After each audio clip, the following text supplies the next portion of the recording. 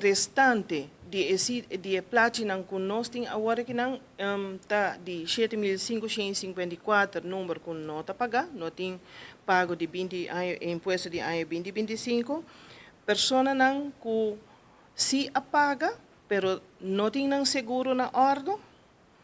persona nang ku apaga solamente e promemita de impuesto de ano 2025 pero não apaga e de 2 mita e persona na aqui tampouco lo no recebi ng plaatje ng tanting ko nanting e de 2 termino paga. Que men, ao ne momento nang que nós está controlar se é seguro está na ordo e se é pago de 2 período também está na ordo. Se é seguro está na ordo, pero a pessoa não apaga é de 2 período, é de 2 mitad de ano 2025 e não vai receber sua platina. E também nós temos pessoas com nota na Aruba, com uma nota na não por busca na platina agora que não. E nós temos pessoas que fazem cita, pero todo dia nós estamos para com uma nota show up, uma nota bem apresentada para buscar na platina, sei também tem.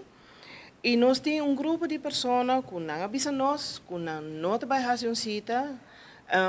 não guarda para a hora que o departamento de imposto anunciar que não requerir para fazer cita, não pode dizer que não vai buscar na platina. Well, a mensagem no grupo que está, isso não vai passar. Departamento de Imposto está continuar com o sistema de cita online.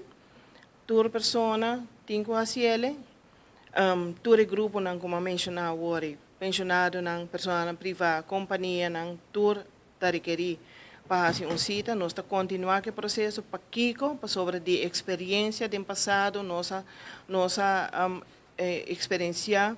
com hora que bolaga turgente diz vai na nosso edifício outro banda que não para vai buscar na placa bota haia aglomeração incrível de pessoas não com paramento de rei de solo nós haia nós te põe tent nós haia nós te põe extra segurança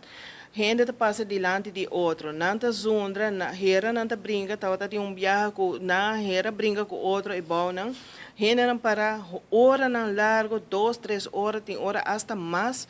tabira noite nós haia nós mesmo põe luz bau tent que tu reze não e viaje que não nós a estrutura de forma aqui e pensei a mesma estrutura aqui vai continuar também dentro da luna não que está seguindo. Então, se a pessoa que falta ainda para buscar na placa,